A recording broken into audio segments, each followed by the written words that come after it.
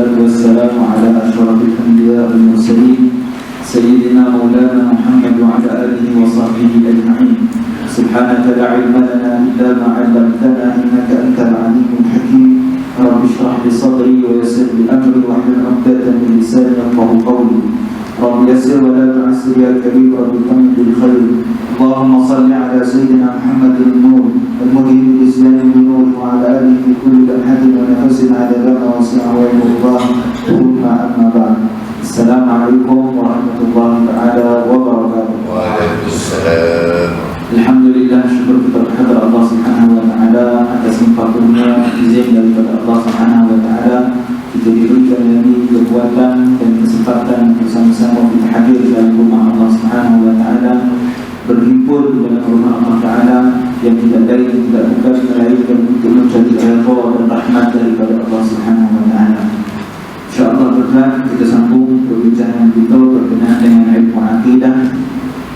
Dan sebelum memulakan pengajian ini, kita sedekahkan Al-Fatihah kepada Haji Saludi bin Hasan atau Muntanan. Maaf kalau salah, saya baca benar-benar Muntanan. Beliau telah pergi meninggalkan kita dan ahli keluarganya berhajat menyedekahkan buku-buku pengajian kita yang mudah-mudahan pahalanya disampaikan kepada Allah insya-Allah. Al-Fatihah.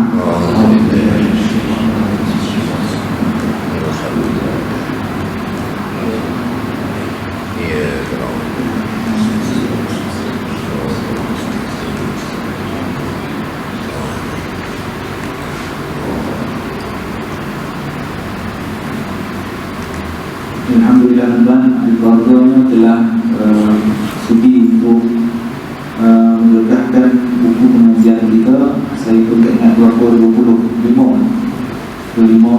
cuma tu nak tentang masalah ni saya tak bawa. Saya pun lupa juga mana-mana dalam pemikiran kita berkecamuk macam-macam kalau ada fikir kan. InsyaAllah macam kita datang kita bawa buku ni. Cuma kita ada sebagai kita mengingatkan saya lah. Kadang-kadang lupa, kadang-kadang fikir kan, banyak benda lupa.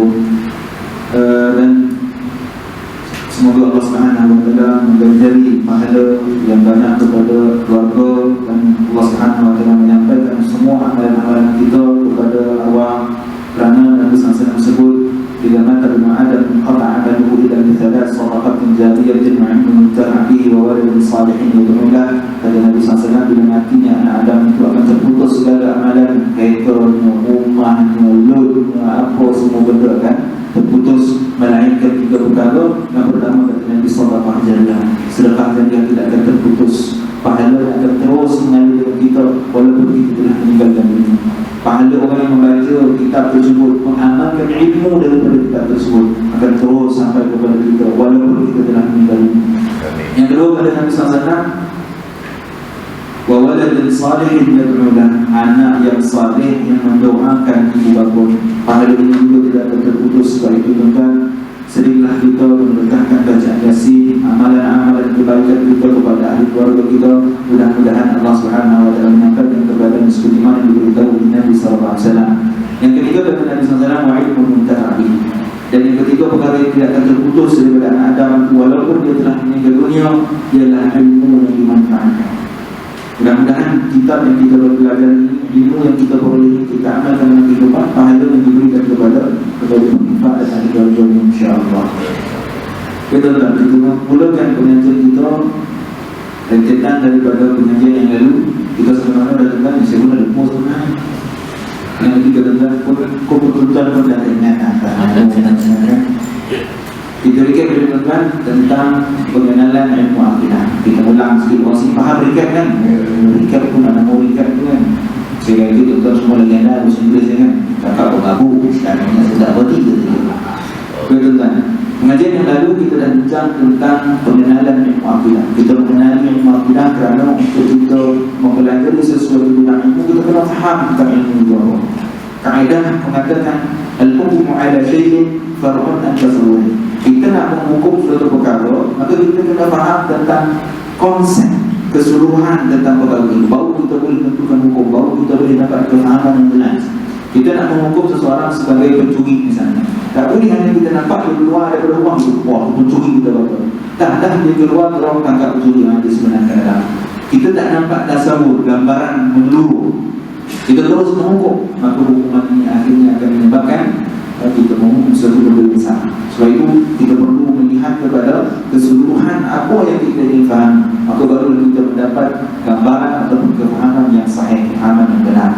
Jadi ilmu akidah ini ulama susul dalam bab syair tentang pengenalan ataupun asas bagi ilmu akidah. Bahkan setiap daripada bidang ilmu itu dia ada asasnya yang disebutkan sebagai mabadi'ul asyarah, asas 10 dalam semua bidang ilmu. Fiqh ada 10 bidang asas bidang ilmu, akidah ada 10 asas ilmu ini, tasawuf begitu juga ada 10 asas ilmu ini. Cuma kalau kita bincang 3 video panjang sedikit tentang, kita tengok pada ilmu akidah.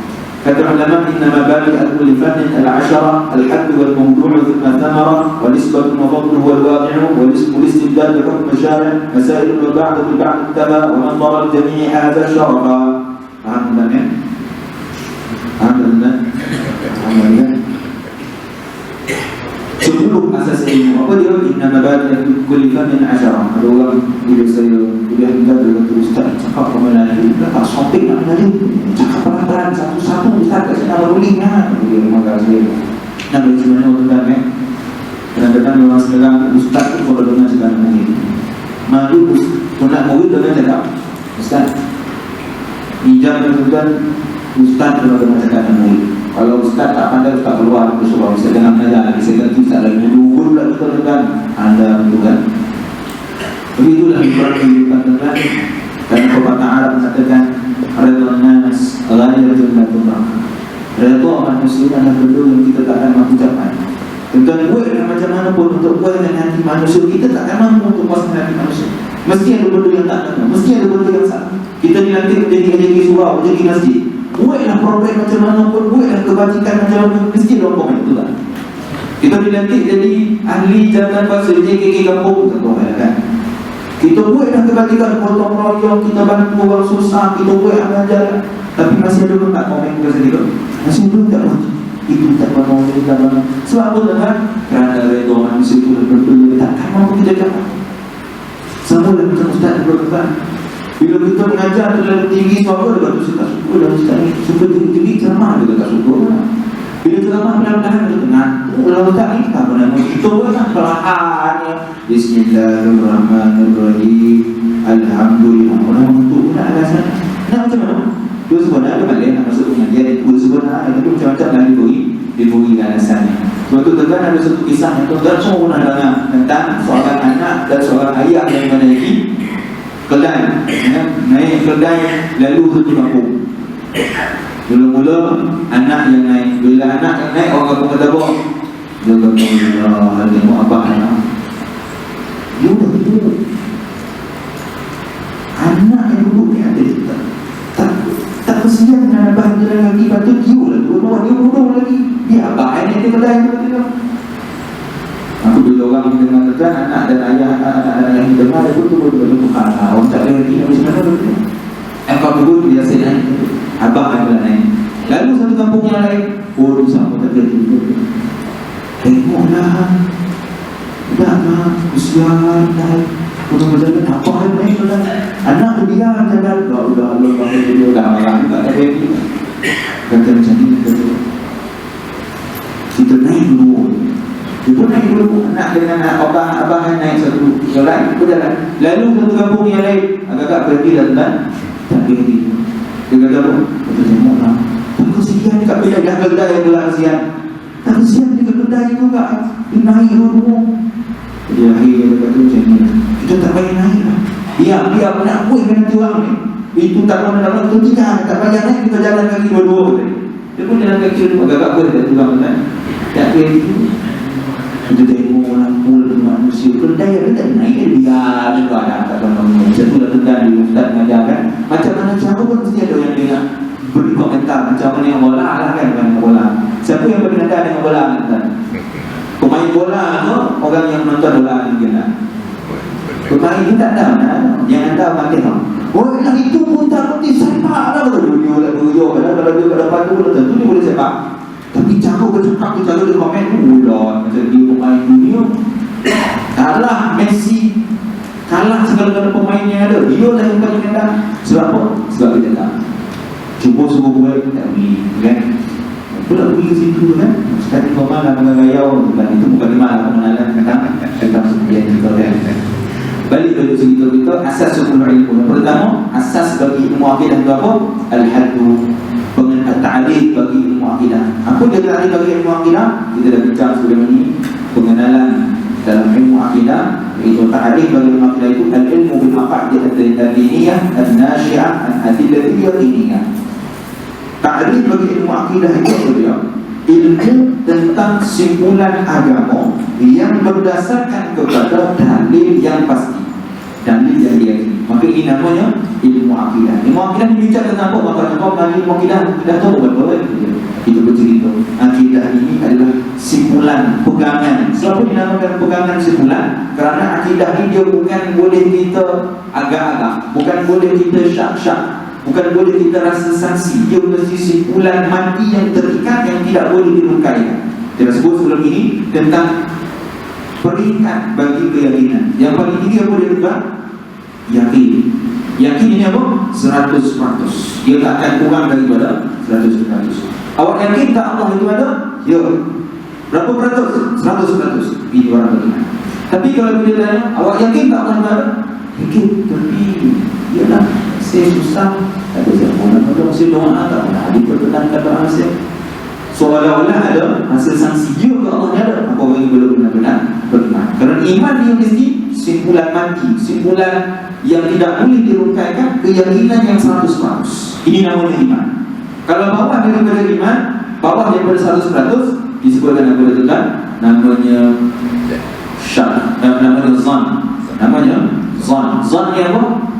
70% atau 60%. Lebih daripada 50% dia yakin, tapi ada beberapa peratus yang dia tak yakin. Contoh, 70% dia kata saya yakin Allah tak ada, tapi 30% saya masih ada sanksi. Tapi dia kata 60% saya yakin Allah tak ada, saya yakin Allah tu berkuasa, tapi 40% dalam hati saya rasa macam betul ke Allah ni. Baru dia tuan ada seorang pelajar universiti perempuan. Itu dia dalam Twitter. Dia kata saya adalah daripada keluarga agama. Ayah saya ustaz. Dan dalam keluarga saya adalah pelajar tahfiz. Perempuan masuk sekolah agama, tahfiz pula hafal Al-Quran. Tapi bila dia masuk dalam universiti, dia kata, apa yang berlaku? Bila dia masuk dalam universiti, dia kata, semakin saya belajar, semakin saya membaca, semakin saya berjumpa dengan ramai kawan, saya tertanya, betul ke sebenarnya Tuhan ada? Betul ke sebenarnya kita bila mati nanti kita akan dibangkitkan di padang mahsyar? Sebenarnya betul di padang mahsyar?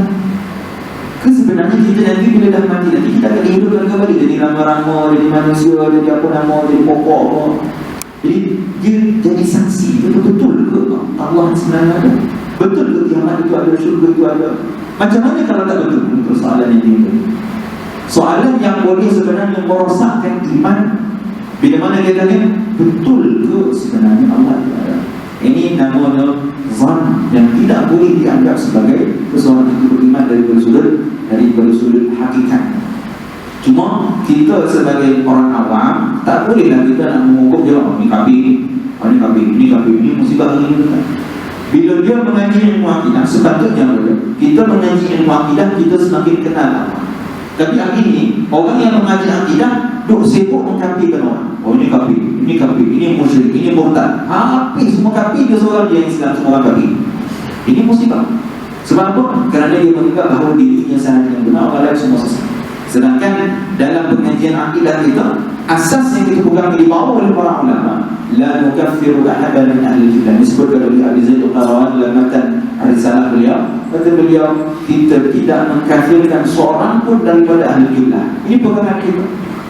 Ustaz, dia tak pernah selayang Ustaz. Saya tengok dia baca Bible Ustaz, tapi tak ada benar. Belum kita tentukan diri. Siapa yang nak menentukan seorang itu kafir atau tidak, murtad atau tidak? Yang boleh hanya 3 orang ni tuan. Selain daripada ni, tak ada hak untuk menentukan seorang itu murtad atau kafir. Siapa dia? Yang pertama adalah pemerintah. Yang kedua adalah mahkamah. Yang ketiga adalah qadi ataupun mufti. 3 ni sahaja yang ada kuasa nak menentukan seseorang itu sebagai murtad atau kafir. Itu pun mereka perlu melalui beberapa proses. Kena panggil, kena tanya, betul ke awak cakap macam ni? Betul ke awak tak percaya kepada Tuhan? Bila dia kata betul, kena minta dia taubat. Belum boleh kata kufur lagi, belum boleh kata murtad lagi. Minta dia taubat tu. Kalau dia enggan untuk bertaubat, enggan untuk kembali kepada Islam, maka pada ketika itu baru boleh dijatuh sebagai murtad. Dan pada ketika itu barulah dia, bila mana dia mati, dikebumikan cara orang bukan Islam. Selain daripada keadaan itu, tidak boleh kita menghukum seseorang itu sebagai kafir, sebagai murtad. Walau macam mana tahu, jahat, ifrit sekalipun dia. Oh, ifrit kan? Boleh tak kita kata orang ifrit kan? Allah sebut dalam Quran, ada syaitan daripada kalangan jin dan manusia. Yang apa manusia pun ada daripada kalangan syaitan. Apa dah maksud manusia daripada kalangan syaitan? Tubuh badannya manusia, dirinya manusia, tapi perangai macam setan. Itulah bila tu orang macam yang jahat Ustaz. Apa bodoh tu tak pernah boleh tak? Merompak, membunuh, merogol. Apa Ustaz? Semua bodoh yang tahu dia pernah buat Ustaz. Ustaz agak dia orang Islam lagi Ustaz. Itu orang Islam Ustaz. Dia pula menentukan orang itu bukan Islam. Tak. Mati orang seperti ini tuan-tuan. Bagaimana cara pembumiannya? Boleh tak kita bakar, kita hantar dekat pembumian yang bukan Islam? Boleh tak? Tak boleh. Kita sebagai orang Islam wajib untuk menguruskan fardu kifayah. Kalau satu kampung tak buat, satu taman tak menguruskan jenazah, satu kampung, satu taman boleh semua. Ustaz, aku cerita video ni orang munafik tak? Macam mana nak kita boleh menentukan munafik? Itu bukan pada kita. Macam mana kita tahu dia munafik atau tidak? Bila Ustaz, dia baca Bible Ustaz. Mana kita tahu dia baca Bible, dia beriman kepada apa yang ada di dalam Bible, dia tak beriman kepada Allah. Barangkali dia sengaja membaca, barangkali dia nak mengkaji, belum tentu dia benar-benar tidak percaya kepada Tuhan. Barangkali dia mencari tentang wujud Tuhan. Orang yang buat maksiat, yang tak pernah semayang sekalipun, kita tak ada hak nak menentukan dia sebagai tidak beriman. Kerana iman ini adalah keadaan di dalam diri yang tidak boleh ditentukan oleh sesiapa, melainkan dengan soal siasat seperti yang kita katakan. Selain daripada itu tak boleh. Jadi orang Ustaz, saya tengok cara jalan dan cara orang kafir, betul-betul dia orang menentu cara jalan orang menjaga kafir. Boleh tak? Tak boleh, kita tak tahu. Kerana itu kaedah fiqh mengatakan nahnu nahkum bil zawahir wallahu yatawalla bis-sahih. Kita hanya menghukum benda yang zahir saja. Ustaz, saya tengok haji itu infak tak ikhlas Ustaz. Dia masuk dalam Facebook dia dulu. Masuk dalam Facebook tak ikhlas. Boleh tak kita tentukan orang itu tak ikhlas melalui apa yang dia buat? Tak boleh. Kerana ikhlas, riya itu adalah perasaan dalam diri, sifat yang ada dalam hati yang tidak boleh dinilai melainkan orang itu kasyaf. Itu pun kita tak tentu betul-betul tak dia kasyaf. Selain daripada itu takkan boleh kita menilai orang itu ikhlas atau tidak. Oleh itu bila kita tengok orang buat kebaikan, kita tengok orang buat amal jariah, walau dia menunjuk macam mana pun, kita tak boleh hukum kita kata ini riak. Post dalam Facebook, buat live dalam TikTok, riak ni tak payah kita menunjuk besar-besar dalam TikTok. Siapa kita nak menghukum kerana kita tak tahu apa yang ada di dalam hatinya. Silap kita yang dapat dosa sebab menuduh dia, memfitnah dia, cakap buruk pasal dia, mengumpat dia. Akhirnya kita yang berdosa, dapat dosa qadim orang kita katakan. Okey.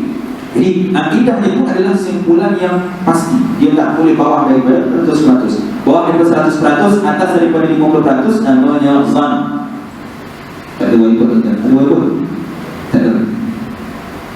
Kau ada yang infak wajib lah kan. Bahimah akidah itu kan dia kena ada wajib. Kalau tak memang kuatin dia. Sebab tu orang bila mengaji akidah dia kata Ustaz, hasil bila mengaji akidah makin kuatin, tak makin faham dia. Sebab tu tentang sebenarnya ilmu akidah ni dia tak payah. Tetapi kadang-kadang cara Ustaz yang menjelaskannya, dan kadang-kadang perincian yang di bawah itu terlalu mendalam. Kerana dalam ilmu akidah ni dia ada beberapa perkara yang diambil daripada falsafah. Jadi kita akan tengok apa benda yang diambil daripada falsafah. Sehingga ada beberapa orang dengan sifat 20 ni ambil daripada falsafah, sesat kafir dia. Atau kerana ilmu falsafah itu bukan semuanya sesat. Sebab itu Al-Imam Al-Ghazali rahimahullah ta'ala, Imam Fakhruddin Ar-Razi, ulama besar juga, mereka mengambil daripada ilmu falsafah, bukan bermakna falsafah itu benar, tetapi sekadar mengambil cara pemikiran mereka. Dan orang falsafah pada ketika itu, mereka telah merosakkan pemikiran umat Islam seperti mana hari ini. Golongan liberal mula masuk dalam masyarakat kita, mempersoalkan tentang kebenaran Tuhan, mempersoalkan tentang kebenaran Islam, mempersoalkan tentang hukum-hukum Islam, pakai tudung, tutup aurat. Tutup ayat, tutup aurat, kita hanya beriman kepada Allah, aurat tak payah kita. Ini orang yang banyak menggunakan akal, yang kita kata orang yang menyeleweng, orang yang tersesat akidah. Sebab itu tentang perlunya kepada kita memahami akidah yang benar.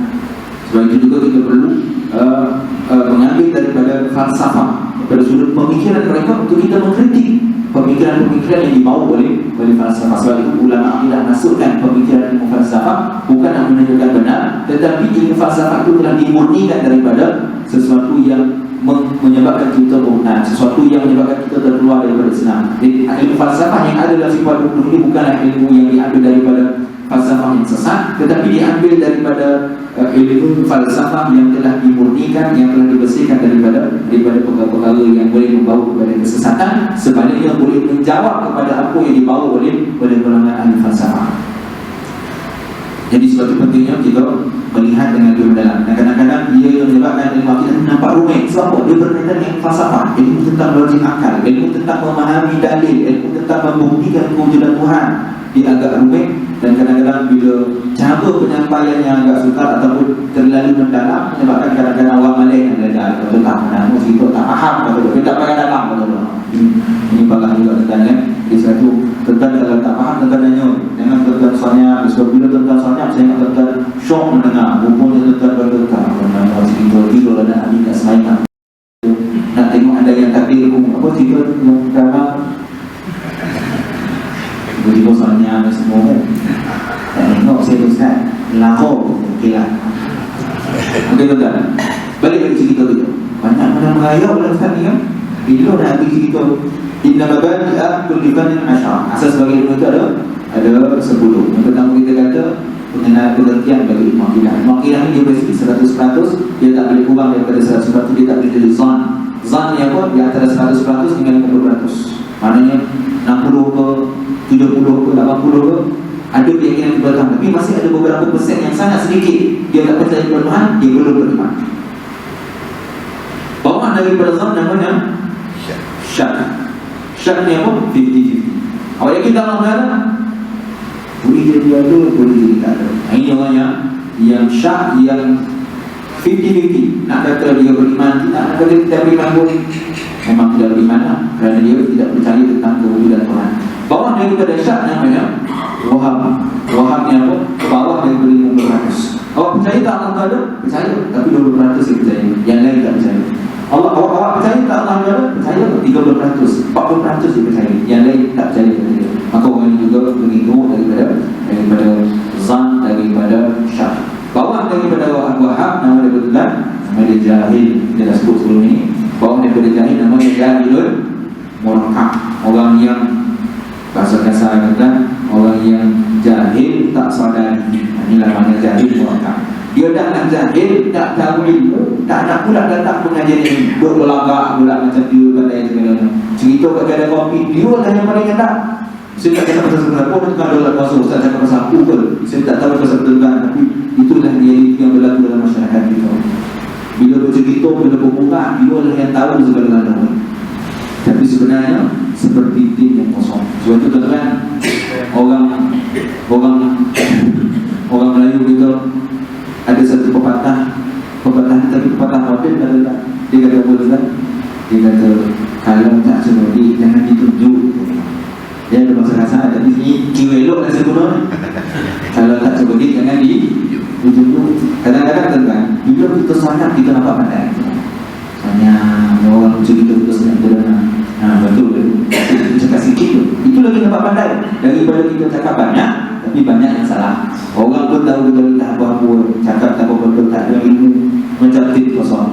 Ini sebab tu dia bagi kita mendiamkan diri. Dan itulah apa yang diajar oleh agama kita, dibawa oleh baginda Rasul sallallahu alaihi wasallam. Kata Nabi sallallahu alaihi wasallam, "Kana yu'minu billahi wal yawmil akhir, falyakul khairan aw liyasmut." Siapa beriman kepada Allah dan hari akhirat, maka hendaklah dia bercakap baik ataupun ataupun diam. Begitu juga kata Nabi SAW ketika Nabi ditanya oleh Ubaidillah ibn seorang sahabat namanya Ubaidillah, ditanya kepada Nabi SAW, "An-najah wahai Rasulullah, apa dia an-najah, apa dia kejayaan?" Nabi kata, "Amsik alaika lisan." Nabi kata, jaga lidahmu. Maknanya betul-betul jangan banyak bercakap, kerana semakin banyak kita bercakap, semakin banyak salah kita. Semakin banyak kita bercakap, semakin nampak kita tak jaga diri. Sebab itu jaga lisan kita, jangan terlalu banyak berkata-kata. Nak berkata-kata boleh, tapi dengan dasar ilmu, dengan kefahaman ilmu. Kalau tak, kita hanyalah seperti yang disebutkan oleh ulama sebagai jahilul murakkab, orang yang jahil, orang yang bodoh, tetapi tidak sedar dirinya sebagai seorang yang jahil, sebagai seorang yang tiada ilmu. Itu pentingnya ilmu, kerana hanya dengan ilmu dapat menyelamatkan diri kita daripada sebarang ancaman, fahaman yang akan mendatang. Termasuklah apa yang akan dibawa oleh Dajjal. Datang Dajjal ini, orang bersiap-siap, kita kena sediakan makanan, kita kena sediakan keluarga, kita kena pindah pergi ke Mekah. Tapi dia terlupa satu benda yang paling utama untuk menyelamatkan diri kita daripada Dajjal. Apa dia katakan? Ilmu dan amal. Ilmu semata-mata tanpa amal maka tak berguna juga. Tapi ilmu ini perlu diikuti dengan amalan. Maka inilah penyelamat yang sebenar. Walau kita tak ada makanan sekalipun, tetapi kalau kita ada ilmu, kalau kita ada amal saleh, ketaatan kepada Allah, maka inilah akan menjaga kita daripada ancaman, daripada yang dibawa oleh Dajjal dan seumpamanya. Baik, maka ilmu akidah itu adalah simpulan yang pasti, simpulan agama yang pasti berdasarkan kepada dalil yang diakini.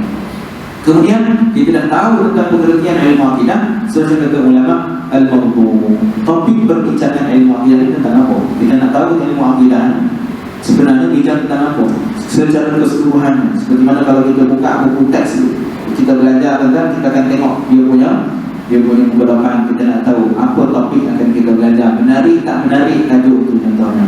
Jadi sebab itu juga dalam ilmu akidah kita nak melihat tentang perbincangan umum dalam ilmu akidah. Jadi disebut sebagai mawdu'nya itu topik utama. Dalam ilmu akidah ini ada 3 teras utama dalam ilmu akidah. Yang pertama berkenaan dengan ilahiyat, berkenaan dengan ketuhanan. Yang kedua berkenaan dengan nubuwah, berkenaan dengan kenabian. Yang ketiga berkenaan dengan syar'iyat, berkenaan dengan perkara-perkara yang lain. Dalam bab ilahiyat ini nanti kita akan bincang berkenaan dengan sifat wajib bagi Tuhan. Itu namanya sifat 20. Hari-hari kita dengar sifat 20. Itu hanya perbincangan kecil daripada ilmu akidah, yaitu berkenaan dengan sifat yang wajib bagi Allah Ta'ala. Kemudian dalam bab ketuhanan ini juga kita akan bincang tentang sifat yang mustahil atas Allah. Kenapa bila kita kata wajib bagi Allah, mustahil atas Allah? Ada beza? Bila mustahil kita tak kata bagi, mustahil kita kata atas.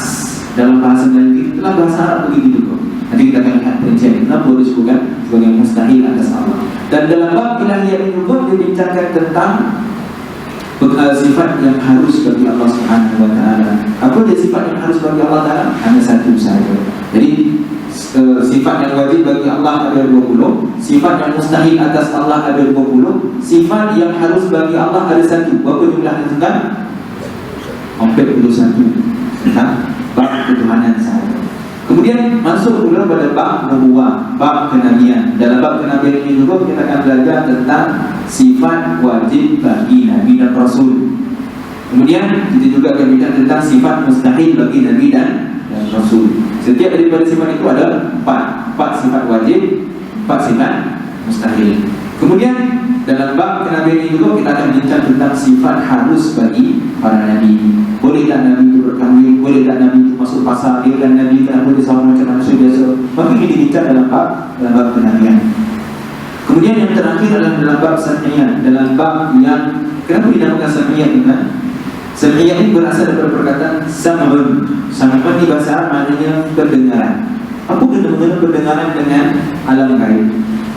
Dinamakan sebagai syar'iyat kerana perkara-perkara gaib ini hanya boleh kita dengar, tak boleh kita lihat dengan mata. Lalu kerana itu dinamakan sebagai syar'iyat. Benda yang hanya kita dengar tentang jin, tentang pernah nampak jin, malaikat, tentang pernah nampak malaikat, tentang syurga, neraka, azab dalam api neraka, tentang siksa dalam api neraka, tentang siksa di dalam kubur. Semua perkara ini adalah perkara yang gaib. yang hanya boleh kita dengar melalui firman Allah Ta'ala, yang tidak mampu kita melihat sehingga kita akan bertemu dengan waktu dan ketika itu. Maka ini namanya bab tentang senian, benda-benda perkara gaib. Betul kok sebenarnya jin itu ada. Apa beza di antara jin dan syaitan? Apa pula kena mengenai jin dan syaitan dan hantu? Adakah ada kaitan saudara mara, adik beradik ataupun adik beradik tinggi? Apa kena mengenai jin dengan hantu? Hantu ni sebenarnya ada atau tidak? Lepas tu mana datang pula si bunian? Buniannya apa pula? Ini kita bincang dalam bab sanayat. Kita nak menentukan sebenarnya mereka ini apa. Sebenarnya mereka ini wujud ataupun tidak. Dan kewujudan mereka itu bagaimana? Adakah mereka daripada cahaya atau mereka daripada asap atau mereka daripada api?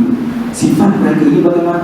Itu dibincang dalam bab sanayat, dalam bab perkara lain. Maka ini topik utama dalam perbincangan ilmu akidah. Kemudian tuan, as-samar, hasil daripada pengajian ilmu akidah. Kita dah payah-payah belajar ilmu akidah, boleh kita nahan-nahan datang setiap hari pengajian. Ini nak dapat apa sebenarnya? Apa tujuan kita dah mengaji ilmu akidah?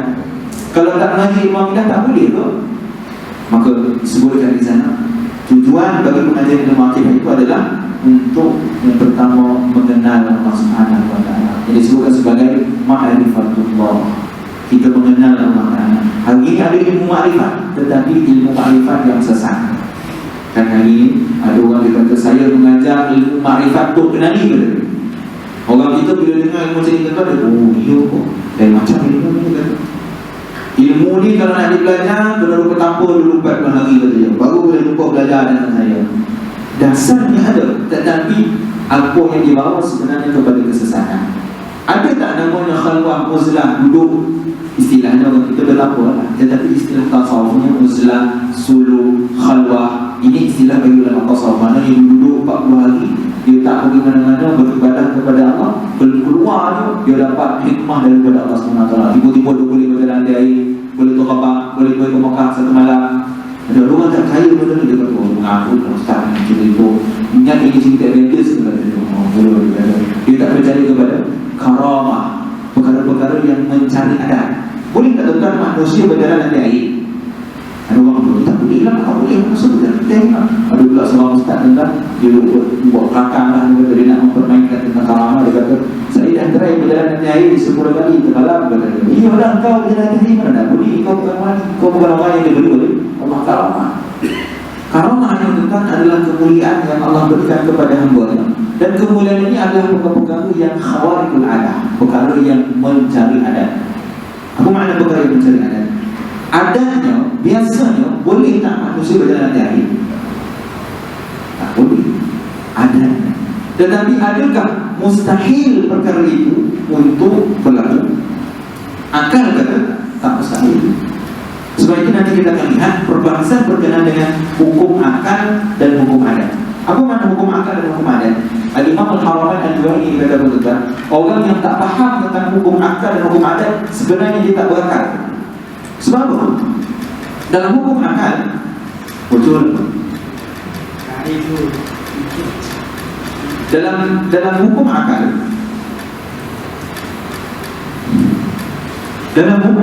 kita akan melihat apabila kenderaan itu berlanggar, hancur, romok ke apa? Orang dalam tu nanti atau tidak? Adat kata mati, hancur Ustaz, takkan hidup kita. Tapi tiba-tiba keluar dalam senyum, boleh ditengok dalam kata siapa dalam ni, kata dia pula tengok tanya orang siapa kat dalam, kata juga dalam. Kerana ini pernah berlaku tak? Orang yang terbetul bangunan daripada tingkat 3 jatuh, secara logiknya, secara adat yang kita kata mati tak? Kita kata paling kurang patah kaki. Paling kurang patah kaki. Tak mungkin jatuh daripada tingkat 3 boleh berjalan macam biasa. Tapi tak mungkin, mustahil ini, ataupun kita kata patah kaki ini daripada sudut apa? Ada, bukan akal. Buktinya apa? Ada tak orang terjun daripada tingkat 3 tak ada apa-apa? Ayah saya tak? Ini kisah benar. Dia pernah jatuh daripada pokok mangga yang paling atas sekali. Saya ingat lagi, waktu saya kecil tu pokok mangga itu masih ada dan saya tengok apa yang berlaku. Ayah saya jatuh daripada pokok mangga itu, jatuh ke bawah tak ada apa-apa. Dia bangun, dia lap pasti. Dia jalan macam biasa. Sampai sekarang dia tak ada apa-apa. Ada manusia kata, jatuh daripada pokok mangga, apa yang akan berlaku? Saya ada seorang kawan, kaki dia tegak, berlari, maknanya tulang dia terkeluar daripada kaki, jatuh daripada pokok mangga. Apa beza pokok mangga ayah saya dengan pokok mangga dia? Sama. Tapi kenapa yang ini patah, yang ini tak? Kerana yang patah itu hanya pada adat sahaja, bukan pada akal. Akal kata boleh tak Allah nak jadikan seorang itu jatuh daripada tingkat 3 tak ada apa-apa, jatuh daripada pokok mangga tak ada apa-apa, boleh tak? Boleh, kuasa Allah. Kalau kita kata tak boleh, maka kita menafikan kuasa Allah.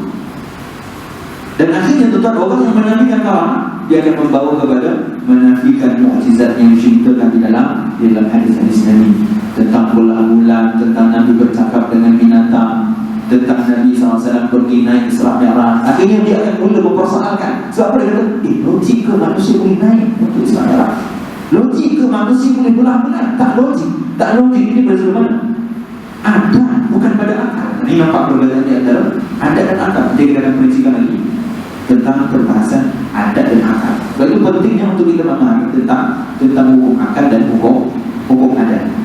Dan perkara karamah ini juga telah disebutkan oleh Allah dalam Al-Quran dalam banyak ayat. Antaranya tentang Allah sebut tentang kisah Nabi Sulaiman alaihissalam. Kisah Nabi Sulaiman ketika Nabi Sulaiman meminta kepada penduduknya, kepada masyarakatnya, kepada rakyatnya. Dan kita tahu Nabi Sulaiman adalah seorang raja. Dia kata kepada rakyatnya, siapa yang boleh memindahkan istana Ratu Balqis, maka berdiri sini Ifrit. Dia kata Ifrit itu tentang ketua bagi jin. Bangun Ifrit bagi jin dan syaitan. Bangun Ifrit, dia kata apa? Dia kata, wahai Sulaiman, aku boleh pindahkan istana Ratu Balqis. Yang kita belajar dalam sirah tentang bagaimana dahsyatnya istana Ratu Balqis ini, lantai daripada kacau. Kata Ifrit, aku boleh alihkan istana ini wahai Sulaiman sebelum kau duduk. Nabi Sulaiman tengah berdiri. Dia kata, sebelum kau habis duduk, istana itu ada depan mata. Berdiri seorang lelaki saleh, kata Allah dalam Quran. Dia kata apa? Ana atika bihi qabla an yartadda ilayka tarfuk. Wahai Sulaiman, aku akan mengalihkan istana Ratu Balqis itu sebelum kau sempat mengelitkan mata masa. Mana lagi antara kan? Ifrit ke manusia? Siapa lelaki? Adakah dia Nabi? Ulama sepakat mengatakan bahawa dia bukan Nabi, kerana Allah tak sebut tentang kenabiannya. Allah hanya sebut seorang lelaki yang saleh. Walaupun ada sebagian pendapat yang mengatakan dia adalah Nabi, tetapi pendapat itu sangat kecil. Kerana Allah sebut dalam Al-Quran, dia adalah seorang hamba yang saleh kepada Allah SWT, hamba yang taat kepada Allah. Begitu juga tentang kisah Sayyidatina Maryam alaihissalam. Adakah Sayyidatina Maryam itu seorang Nabi?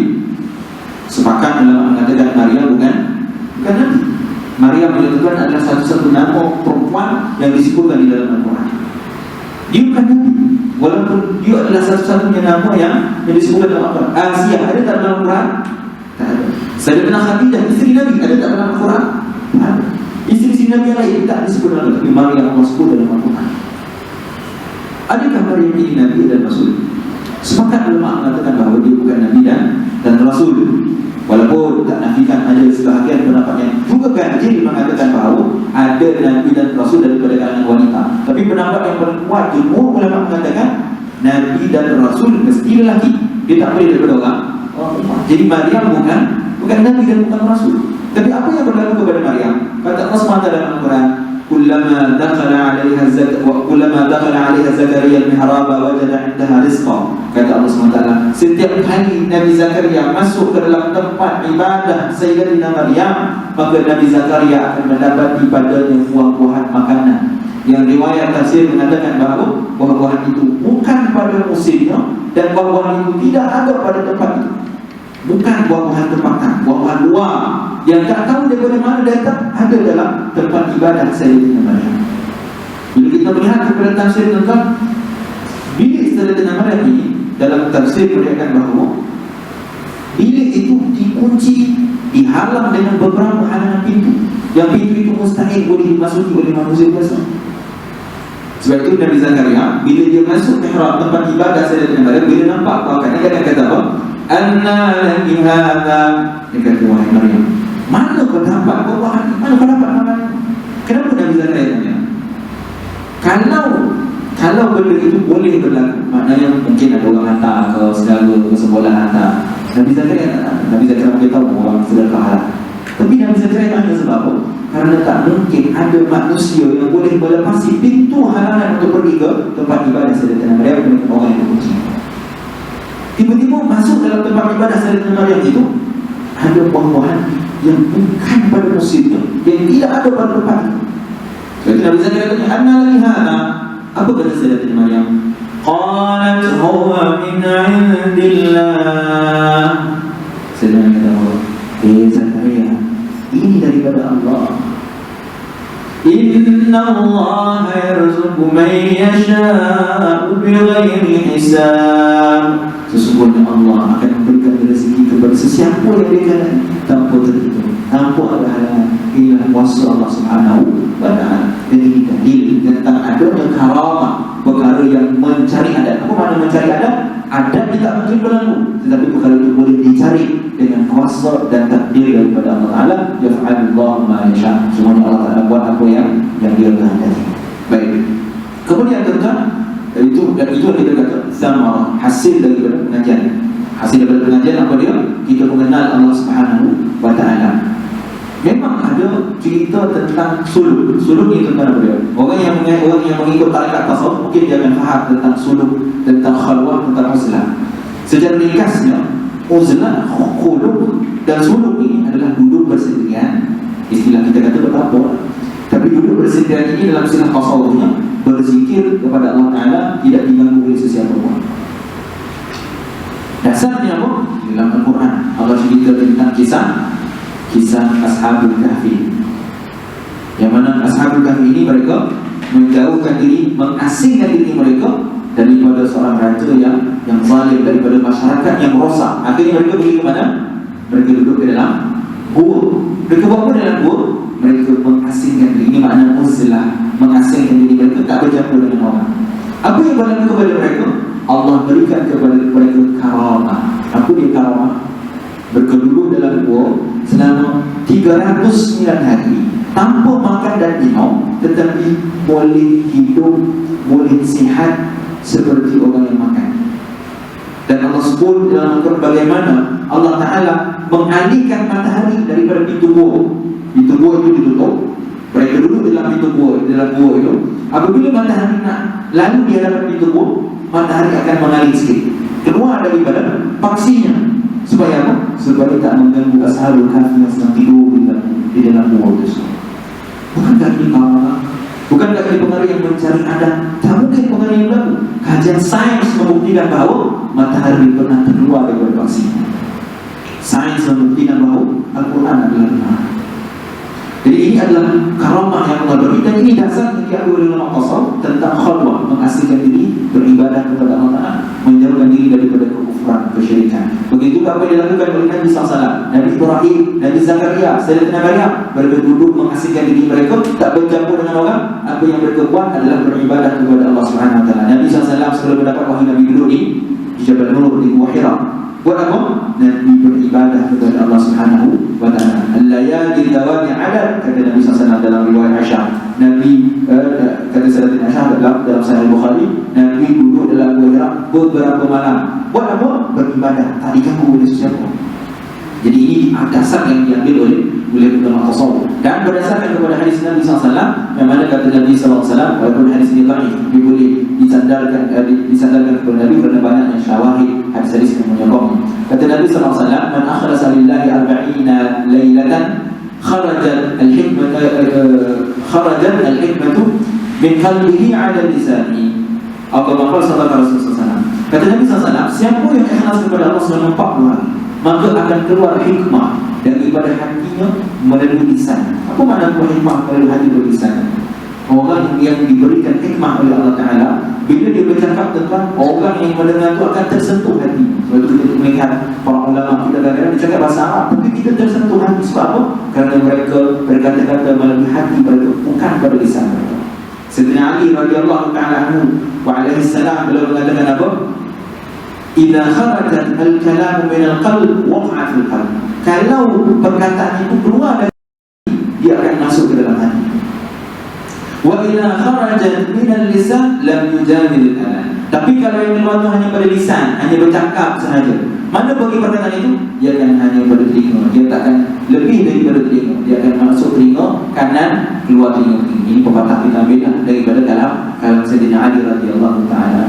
Jadi ulama yang mendapat hikmah ini bila dia berbicara, maka kita akan tersentuh. Kita akan semangat nak mendekatkan diri kepada Allah, memperbanyakkan amal ketaatan kita kepada Allah Subhanahu wa taala. Maka ini namanya hikmah ataupun kita sebut sebagai karamah yang Allah berikan. Banyak sebenarnya contoh kisah-kisah yang berlaku kepada para ulama tasawuf yang mana mereka bila melalui proses uzlah ini. Yang terakhir tentang ada orang pertikaian yang betul-betul sebenarnya karamah ada ataupun tidak. Kita kata karamah berlaku hatta kepada para sahabat radhiyallahu taala anhum. Sayyidina Umar bin Khattab radhiyallahu taala anhu, satu ketika beliau menghantar tentera untuk menawan Batu Parsi, dan pada ketika itu beliau adalah khalifah umat Islam. Apabila Sayyidina Umar yang berada di Madinah menghantar tentera ke Batu Parsi, yang mana Sayyidina Umar pada ketika itu melantik Sariyah bin Zanim, seorang sahabat Nabi yang dikatakan dia adalah sahabat yang terakhir beriman kepada Nabi SAW. Sayyidina Umar hantar dia untuk menawan Batu Parsi. Sayyidina Umar pada hari Jumaat sedang berkhutbah di hadapan umat Islam. Ketika Sayyidina Umar berkhutbah, tiba-tiba Sayyidina Umar kata, "Ya Sariyah Jabal, ya Sariyah Jabal." Sayyidina Umar kata, "Wahai Sariyah, banjir gunung wahai Sariyah." Sahabat yang pada ketika itu malu, apa gunung Sariyah? Sariyah tak ada lagi. Sariyah di Parsi, Iran pada ketika itu sedang menawan kota Parsi. Kenapa Sayyidina Umar dengan berkhutbah tiba-tiba orang ini kata, "Ya Sariyah Jabal, wahai Sariyah, banjir bukit, banjir gunung." Sahabat bertanya, sehingga bila selesai mereka tanya kepada Sayyidina Umar, "Kenapa kau berkata demikian?" Kata Sayyidina Umar, "Aku melihat tentera Islam yang sedang menawan kota Parsi pada ketika itu, dan aku melihat mereka hampir kalah. Lalu aku berikan cadangan kepada mereka untuk naik ke bukit untuk menyelamatkan mereka." Para sahabat pada ketika itu mereka kata apa? "Agak alpon ni Muhammad. Pula macam ni lah mengarut Parsi mana boleh nampak." Tetapi apabila Sariyah bin Zanim ini menghantar surat ke Madinah, sebagai mengatakan Sariyah balik ke Madinah, dia cerita, "Ketika kemarin kami hampir tewas, tiba-tiba aku mendengar suara Sayyidina Umar untuk bagi cadangan naik ke bukit menyelamatkan diri, dan akhirnya kami berbenam di dalam peperangan tersebut." Ini yang disebut sebagai hikmah ataupun karamah yang diberikan oleh Allah Subhanahu wa taala kepada kekasih Dia. Nanti yang akan datang kita akan lihat lagi penelitian dalam asas sebagai ilmu akidah ini, dan kita akan lihat macam mana kita nak tentukan seseorang itu sebagai wali Allah ataupun tidak. Kerana hari ini banyak orang mengaku wali, tapi sebenarnya dia bukan wali, dia adalah satu wali. Wallahu a'lam wa a'lam bikum. Assalamualaikum warahmatullahi taala wabarakatuh. Waalaikumsalam.